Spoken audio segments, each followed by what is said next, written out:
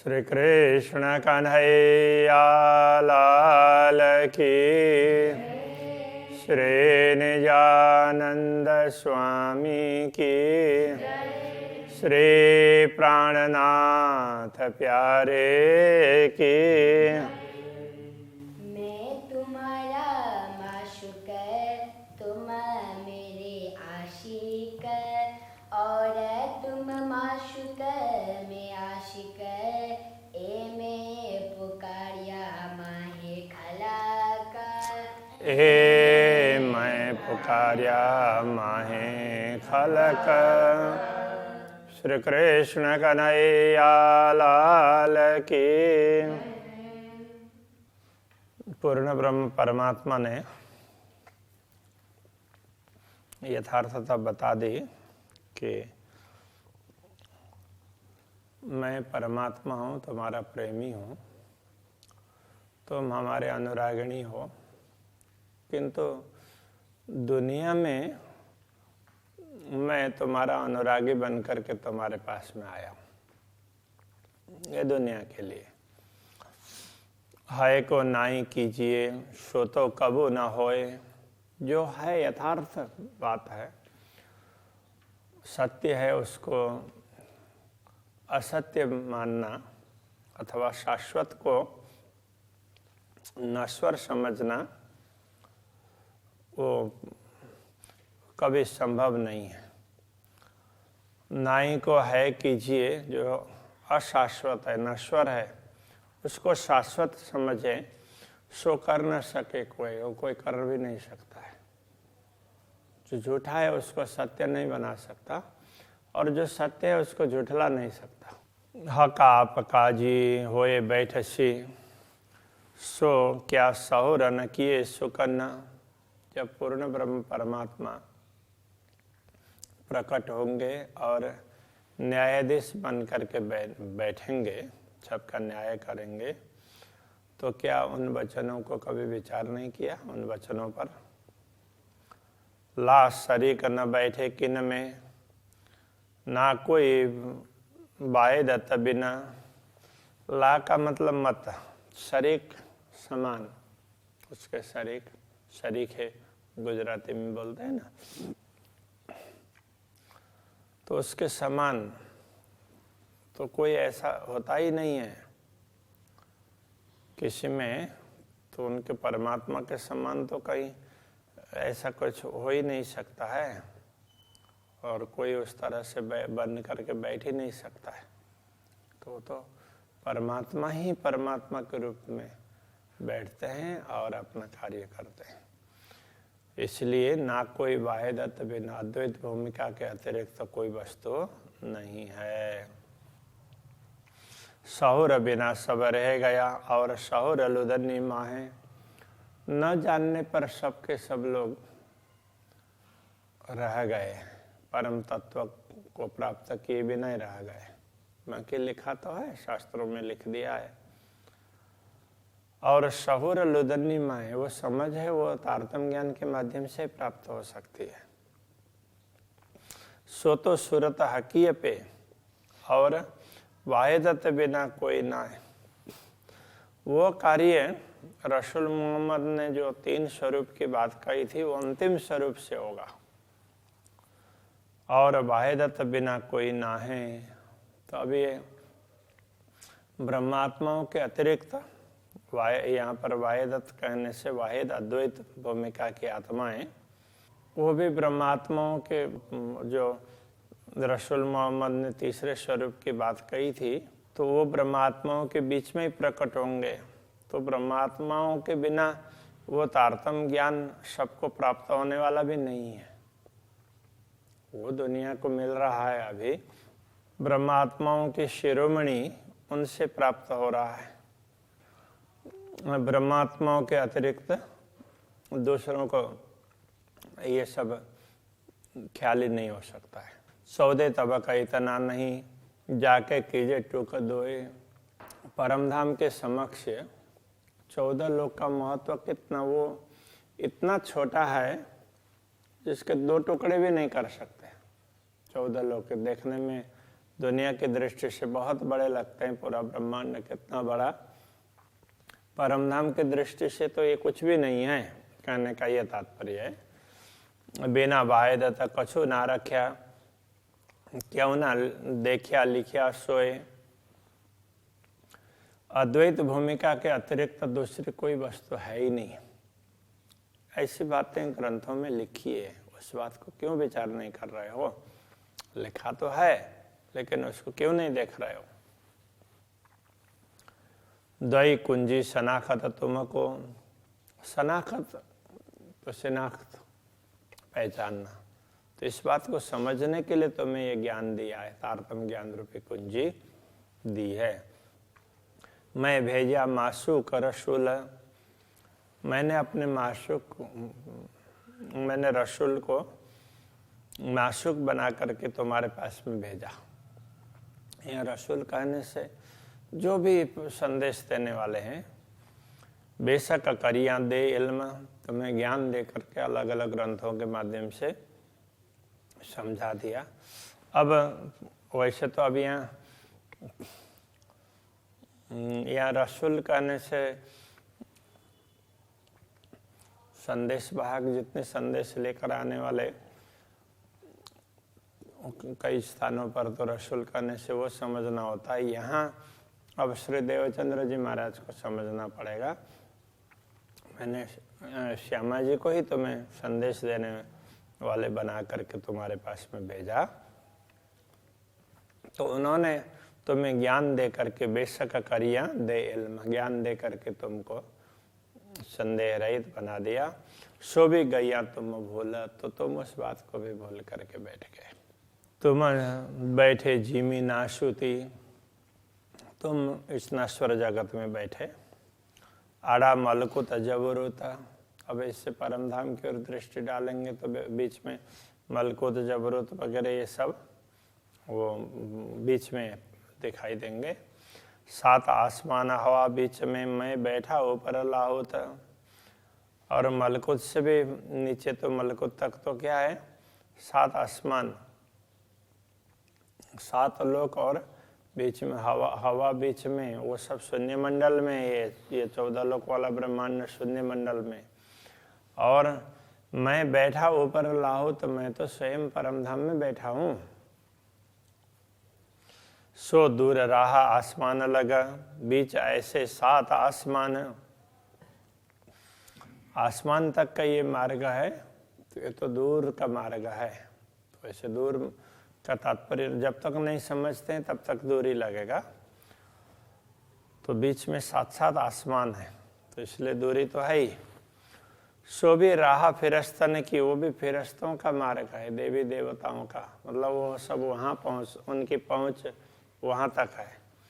ऊपर जुल्मतला मकान, तो उससे ऊपर तो जुल्मत, तो ये शून्य मंडल के लिए कहा है, और उससे ऊपर तो ऊपर जुल्मत ला मकान, तो ये ला मकान भी शून्य निराकार। तो ये देवी देवताओं की शुद्ध है, वो भी इसमें ये सात आसमान तक ही है। 14 लोक में 7 लोग ऊपर के हैं, वहीं तक ही है, और उससे आगे तो शून्य निराकार है। तो ये तो इसमें तो अब डिटेल में जाएंगे तो सारे अष्ट आवरण वगैरह उसके बाद की बात होती है, किंतु सामान्य रूप से यहाँ पर समझाया। नूर मकान हुआ तिन पर, राह चले ना नूर पर। तो शून्य निराकार से आगे तो नूर मकान, अविनाशी धाम में अक्षरधाम, और अक्षर से परे अक्षराते तक राह चले ना नूर पर। नूर से परे कोई जा नहीं सका, किसी का गम नहीं हुआ। जित पर जले जबराइल, जिब्रिल फरिश्ता के भी जहाँ पर पंख जलते हैं जिधर जाने से, तो उधर वो जा नहीं सकता, ऐसा कहा गया है। तित वजूद आदम पहुँचे, क्यों कर वहाँ तक मनुष्य की आकृति वाले लोग कैसे पहुँच सकते हैं? ये मनुष्य की आकृति से भी ये मनुष्य शरीर धारण करने वाले आदम के वजूद, तो वो कैसे पहुंच सकते हैं? तो ये शरीरधारी साधारण मनुष्य वहां तक कैसे पहुंच सकते हैं? तब पहुंच गया मेरा माशूक, वहां तक तो मेरा माशूक वही पहुंचा है। तो यहाँ माशूक कहने से जिनको परब्रह्म परमात्मा के दर्शन हुए हैं, तो उसमें मुसलमान रसूल को समझेंगे, तो हम सदगुरु श्री देवचंद्र जी महाराज को समझते हैं। कई गुज बातें करी हजूर, उन्होंने कई गूढ़ बातें की है। सो फेरिया तुम्हारो वास्ते, वो फिर तुम जैसे आत्माओं के लिए वो लौटे हैं, तुम्हें समझाने के लिए आए। जाहिर करे मजकूर, उन्होंने हमारे साथ वही वार्ता वो भी आकर के बता दी। मैं तुम पे भेजी रू आपन एते पड़े थे बीच दूर, मैंने अपनी आत्मा को तुम्हारे पास में भेजा। अपने आत्मा को कहने का तात्पर्य श्यामा जी को। आपन पड़े थे बीच दूर, आपन एते पड़े थे बीच दूर, हम इतने दूर उसमें थे, हमारी इतनी दूरी बन गई थी। तुम समझ रहे थे कि हम तो दुनिया में हैं और परमधाम तो कितनी दूर है, इस प्रकार से तुम्हारी समझ थी।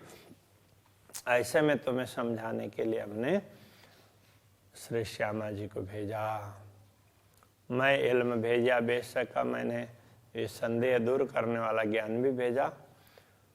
तुम्हें दम में लिए हजूरा, और जैसे ही इससे तुम्हारे अंदर जागृति आई, तो दम में का तात्पर्य क्षण मात्र में, तो तुम्हें तो चरणों में बैठे हुए हूँ ऐसा अनुभव करवा दिया।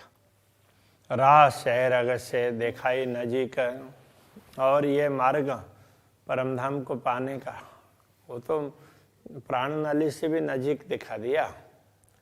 दई हादी हकीकत, सतगुरु ने तुम्हें यही तो ज्ञान दिया है, यही बात समझाई। पुल सरात से फिराए के पहुंचाए अर्श वाहिदत, पुले सिरात कर्म का मार्ग, दुनिया का मार्ग, उससे छुटा करके तुम्हें तो अद्वैत परमधाम की ओर पहुंचा दिया। ऐसे परदेश में बैठा है कि इन विद लिखी गुहाए, ऐसे परदेश में बैठा करके तुम लोगों को इस प्रकार से साक्षी दी। तो दुनिया तुम्हें लग रहा था हम दुनिया में बैठे हैं, तो तुम्हें समझाने के लिए अलग अलग ग्रंथों की साक्षियां भी भेजी। इन धनी की गुहाई ले ले, हाय हाय उड़त न अरवा है। अब ये उसमें प्राणनाथ जी अपनी ओर से कह रहे हैं, तो इन धनी की गुहाई ले ले, ऐसे धनी की साक्षी ले ले करके हाय हाय उड़त न अरवाहा। तो ये आत्मा शरीर को क्यों नहीं छोड़ रही है? इतना होने पर भी देह का त्याग नहीं हो रहा है। मैं साख देवाई दो हादियों पे, सो तुम्हें मिले सब निशान। मैंने दोनों गुरुओं की साक्षी दी। तो हादी कहने से अब प्राइमा फेसी बाहर तो ये दिखाई देता है कि सदगुरु श्री देवचंद्र जी और रसूल की बात कर रहे हैं। तो यहाँ दोनों परंपरा, वैदिक परंपरा और कथे परंपरा की साक्षियाँ मैंने तुम्हें दिलाई, सब समझाया। सो तुम्हें मिले सब निशान, तो उनके संकेत, उनमें जो कुछ कहा गया था परब्रह्म परमात्मा की पहचान के विषय में, सारी बातें तुम्हारे समक्ष आ गई। अब तो बोले सब कागद, यूं ही बोली सब जहान। अब तो यही धर्म ग्रंथ बोलेंगे, क्योंकि तारतम्य ज्ञान प्रकट होने के बाद में अब इन्हीं ग्रंथों का अर्थ स्पष्ट होने लग जाएगा। जहां देखो वहीं साक्षी मिल जाएगी। तो इसलिए अब सारी दुनिया यूं ही बोली सब जहान, सारी दुनिया यही बात करेंगे पूर्ण ब्रह्म परमात्मा की। अब यह एक उदाहरण दे रहे हैं। अब पांचों तत्व पुकार है, अब तो पांचों तत्व पुकार करके कह रहे हैं। पांचों तत्वों से यही आवाज आ रही है पूर्ण ब्रह्म की। उसके लिए एक उदाहरण दिया उन्होंने। आई रोड़े बीच आवाज, रोड़े के बीच से, रोड़ा मतलब कंकड़ पत्थर पत्थर के बीच से भी आवाज आई थी। कहा जाता है कि कतई ग्रंथों में ऐसी बात लिखी गई है कि जब रसूल मोहम्मद कुछ उपदेश दे रहे थे उस समय पत्थरों से आवाज आई। वैसे मूल बात तो ये दूसरी है। मोसेस, जिनको मूसा पैगंबर कहते हैं ना, तो उनको परमात्मा ने एक शक्ति दी थी और एक उसको क्या बोलेंगे, एक लट्ठी दी, लकड़ी दी थी। तो उसमें तुम जहाँ भी इसको पटको उसके इससे ऐसे मारोगे तो फिर तो उस समय तुम्हें उसमें कुछ न कुछ ज्ञान मिलेगा। जब तुम्हें ज़रूरत पड़ेगी तो ऐसे करना तो तुम्हें मार्गदर्शन मिलेगा। फिर बाद में वहाँ से उनको आगे निकलने के लिए बोला तो वो लोग समुद्र पार करके चले गए, बहुत लोगों को लेकर के चले गए और वहाँ जा कर के उन्होंने अपनी व्यवस्था की तो मार्गदर्शन तो मिलता ही रहा। अब उनको कहा गया कि देखो तो ये 3 मूर्तियाँ बनाओ इस प्रकार से, पत्थर उसमें से। अब उस समय वो लोग इतने उसके नहीं थे तो उन्होंने जैसे तैसे वो मूर्तियाँ जैसे पत्थर के ऐसे उसमें बना दिए। तो फिर बोला कि उसमें से अब आवाज़ आएगी, उसमें से तुम्हें ज्ञान मिलेगा, प्रेरणा मिलेगी। तो 3 को ये चिराग क्या कुछ बोलते हैं, तो उसमें से ज्ञान मिलेगा। तो उसी प्रकार से फिर रसूल मोहम्मद के साथ में भी दूसरों ने जोड़ दिया कि हाँ उनको भी ऐसे वो पत्थरों से ही आवाज़ आती थी, इस तरह से बोल दिया। तो उस को जैसे ये समझ लो कि जैसे ये इसमें से आवाज़ आती है तो आई है, ऐसा माना गया है, तो मानते आए हो। तो बस सब 5 तत्वों से आवाज़ आ रही है पूर्ण ब्रह्म परमात्मा की। सो सब किए तुम कायम, पूरी दुनिया को तुमने, पूरी दुनिया को अखंड बना दिया और वास्ते तुम्हारे राज। तो अपने राज्य के लिए, कहने का तात्पर्य ये, जो दुनिया तुम्हारे कारण से अखंड होंगी वो तुम्हारी पूजा करेंगे और तुम्हारा वहाँ पर तुम्हारा ही वर्चस्व चलेगा, ये बताना चाह रहे हैं। इसका सबों में अति बड़ा बका भौम चैतन्य, तो परमधाम तो चेतन भूमि है, इसलिए वहाँ प्रेम ही सबसे महत्वपूर्ण है। दायम नजर तले नूर के पहचान सबों पूर्ण, अखंड भूमि है वो तो सब चेतनमयी भूमि है, तो वहाँ प्रेम ही महत्वपूर्ण होता है, जो भी अखंड भूमि होती है। तो दायम नजर तले नूर के, ये जो दुनिया है वो भी सदैव अक्षर के नज़र के नीचे ही रहेंगी। पहचान सबों पूर्ण,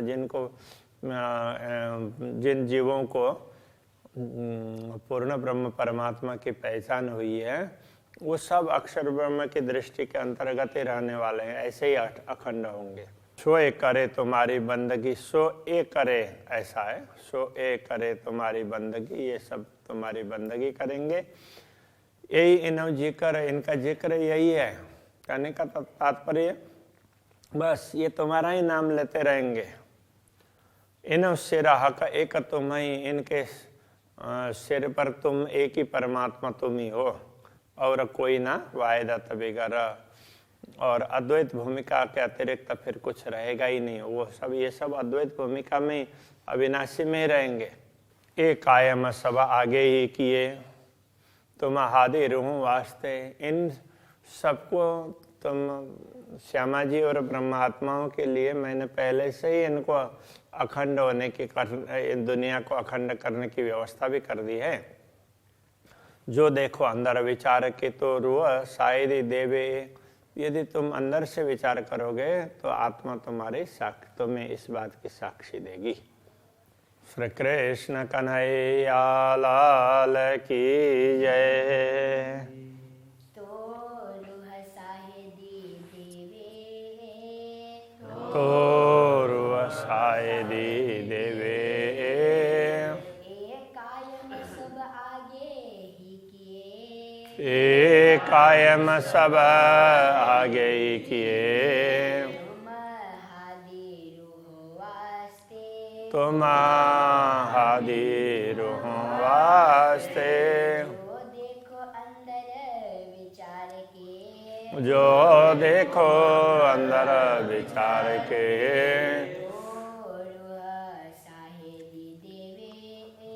तो रूह सायदी देवे